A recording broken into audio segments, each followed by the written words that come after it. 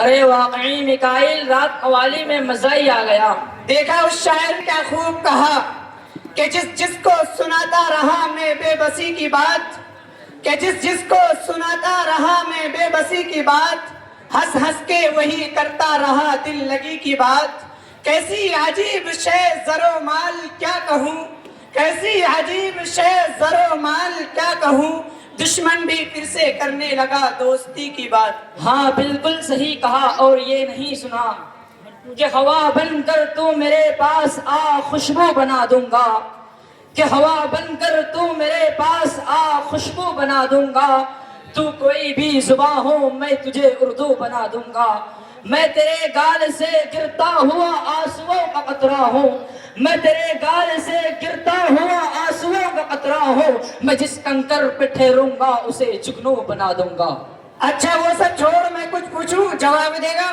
جی بالکل پوچھئے جناب، میں جواب دوں گا انشاءاللہ. وہ کون سی چیز ہے جس کا وزن نہیں ہوتا اور آپ اسے اٹھا نہیں سکتے؟ پانی کا بلبلا. اور بتائیے، دو ہے ہاتھ اور ایک کمر، ٹانگیں ہیں چار پر نہیں ہے سر. کرسی. اور بتائیے، ایسی کون سی چیز ہے جو باندھنے کے بعد بھی چلتی ہے؟ ہاتھ کی گھڑی. اچھا بہت دیر ہو گئی، میں بھی کچھ پوچھ لوں؟ جی ضرور پوچھئے، جواب ملے گا انشاءاللہ. تو بتائیے وہ کون سی چیز ہے جو بیوی لے تو شوہر پریشان اور شوہر لے تو بیوی پریشان؟ کھراٹے. وہ کون سا جاندار ہے جو انڈے اور دودھ دونوں دیتا ہے؟ دکاندار.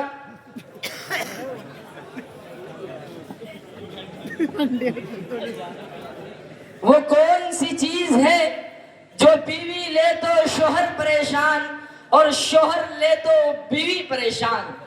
کھراٹے. وہ کون سا جاندار ہے جو انڈے اور دودھ دونوں دیتا ہے؟ دکاندار. اور بتائیے، وہ کون سی چیز، وہ کون سا دروازہ ہے جس کے اندر انسان داخل نہیں ہو سکتا؟ کولگیٹ.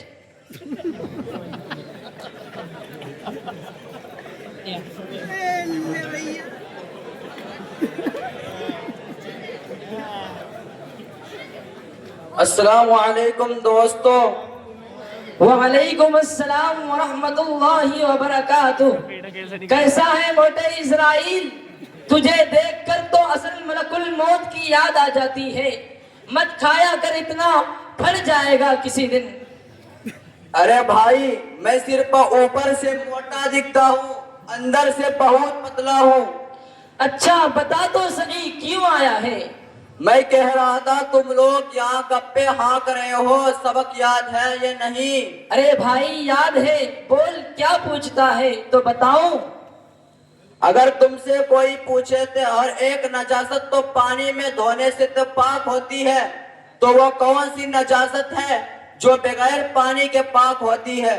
وہ شراب اور مردار کا چمڑا ہے، کیونکہ شراب میں نمک ڈالنے سے سرکہ ہو جاتا ہے، سرکہ تو پاک ہے، اور مردار کا چمڑا دباغت سے پاک ہو جاتا ہے. اگر تم سے کوئی پوچھے کہ ایک شخص جنابت والا مسجد میں گیا اور پاک ہو کر باہر نکل آیا، یہ کیوں کر ہوگا؟ اس جنابت والے شخص نے غسل کیا مگر غسل میں غرغرہ بھول گیا. شریعت میں جنابت والے پر غرغرہ فرض ہے. وہ شخص مسجد کے اندر گیا اور غرغرہ کر کے پانی پیا، پاک ہو کر باہر آیا. اگر تم سے پوچھے کہ ایک مرد 2 رکعت نماز پڑھنے لگا اور ان رکعتوں میں بھی سجدے کیے، یہ کیوں کر ہے؟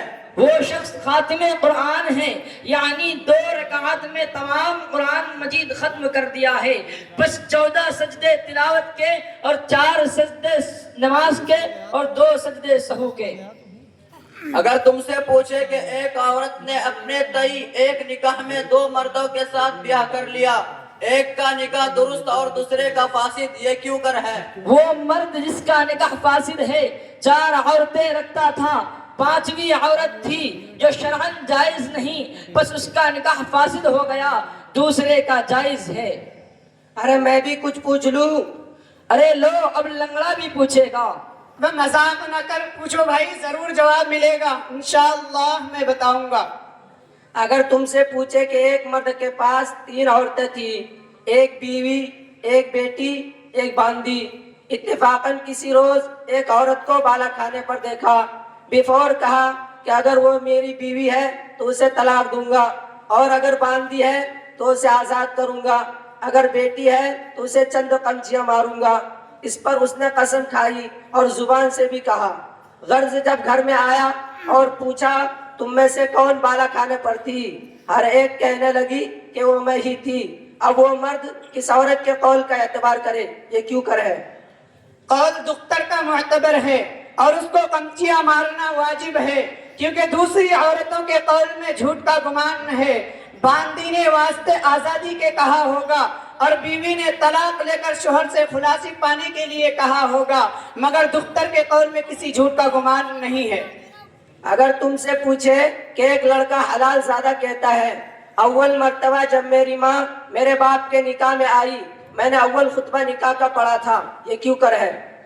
ایک مرد کو اپنی باندی سے لڑکا پیدا ہوا تھا، بعد اس نے اپنی باندی کو آزاد کر دیا اور لڑکا بڑا ہوا، اور وہ شخص وہی باندی اپنے نکاح میں لیا اور نکاح کا خطبہ اسی لڑکے نے پڑھا۔ ایک شخص نے قسم کھائی کہ میں قرآن مجید نہ پڑھوں گا، بعد اس کے وقت نماز کا ہوا، کس طرح قرات ادا کرے؟ جماعت کے ساتھ نماز ادا کرے، یعنی کسی کی اقتدا کرے تاکہ محتاج قرات نہ ہو اور گناہگار بھی نہ ہو۔ ایک شخص نے نوالا کھانے کا منہ میں ڈالا تھا، اتنے میں کسی نے کہا تو اگر وہ نوالا نگل جاوے یا تھوک دے تو میری بیوی کو 3 طلاق ہے، اب اس کا کیا حیلہ ہے؟ حیلہ اس صورت میں یہ ہے کہ آدھا نوالا کھا جاوے اور آدھا اگل دے تاکہ طلاق نہ پڑے۔ ماشاءاللہ، واقعی آپ لوگ بہت سمجھدار ہیں، بہت ذہین ہیں۔ چلتے ہیں، السلام علیکم۔ وعلیکم السلام ورحمۃ اللہ وبرکاتہ۔